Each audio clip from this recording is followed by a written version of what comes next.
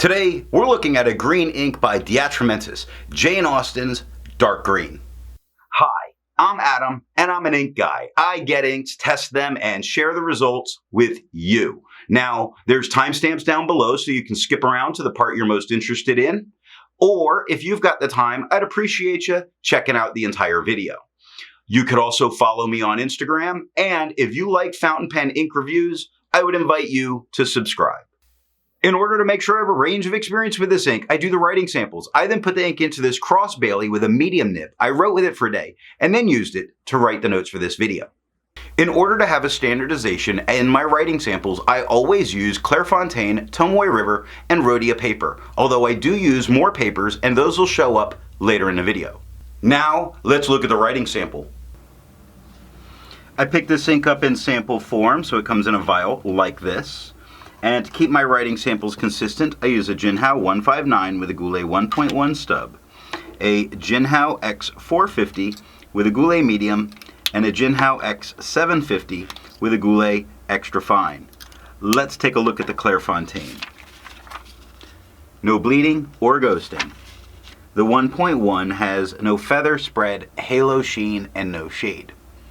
Now the extra fine is a little lighter than the stub with no feather spread, halo sheen. It's got a peppering of shading that does occur, a few little darker spots in the writing, 10 seconds to dry. Medium is darker than the extra fine, about the same tone as the stub, with no feather spread, halo sheen, no shade, 17 seconds to dry. Now the scrubby of the extra fine does show a little bit of color variation, and that's the peppering, and medium shows none, and we got none. Tomoe River. No bleeding and normal Tomoe River ghosting. The 1.1 has no feather spread, halo sheen, or shade. Extra fine is lighter than the stub with no feather spread, halo sheen, or shade, and 14 seconds to dry. Medium is darker than the extra fine, just a hair lighter than the stub with no feather spread, halo sheen, no shade, 24 seconds to dry. Scrubby for both show us no color variation, and we didn't get it. And Rhodia. No bleeding or ghosting. The 1.1, no feather spread, halo sheen, or shade. Extra fine is lighter than the stub with no feather spread, halo sheen. It's got a peppering of shading that occurs. The peppering again, some darker spots throughout some of the writing, 11 seconds to dry. Now medium is darker than the extra fine, just a little bit lighter than the stub with no feather spread, halo sheen, no shade, 18 seconds to dry. The scrubby of the extra fine does show some color variation, which that's our peppering. Medium shows none, and we got none. I agree with Vita that I've learned a lot by doing multiple chromatographies. The one on the left is done the way it's supposed to be done. I put a line of ink down and immediately put it into water for 10 to 15 seconds.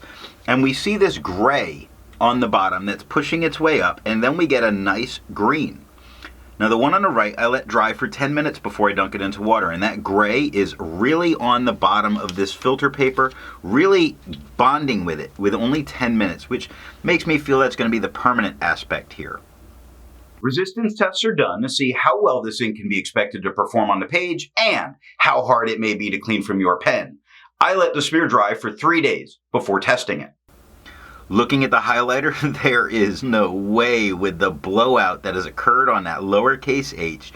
This doesn't go into my note taking if I'm going to use a highlighter. Now water shows that it lifts the greens but not the grays. Pen flush seems to have the same difficulties on paper. Now I had to use pen flush to get this out of my pen, and it didn't take very much of it at all to make it all go away, but the flush does look like it's not moving it too much from the paper, not much more than the water. It's breaking it up some.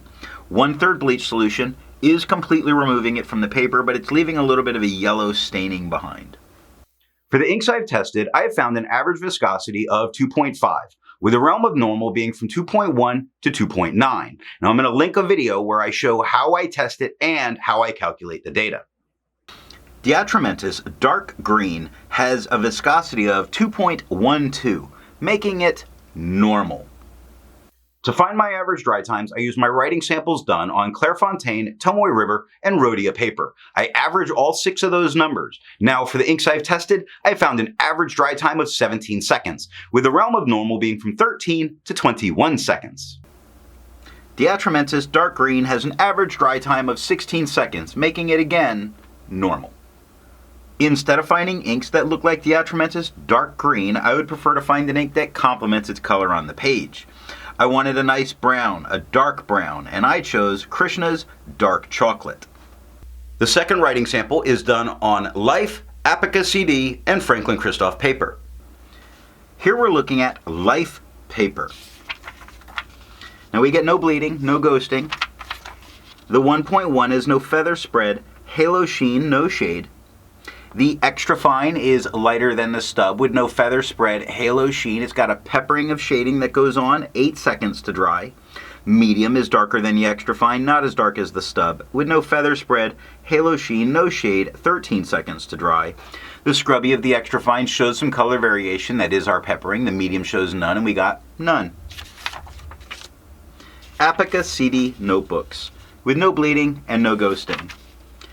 The 1.1 has no feather spread, halo sheen, no shade. Extra fine is lighter than the stub with no feather spread, halo sheen. Peppering of shading throughout. It's nice little bits of shading in that pepperings that we've been getting in the extra fine. 7 seconds to dry. Medium is darker than the extra fine, same tone as the stub. No feather spread, halo sheen, no shade, 9 seconds to dry. Scrubby of the extra fine shows the color variation, that is our peppering. The medium shows none, and we got none. Last up is Franklin Christoph paper.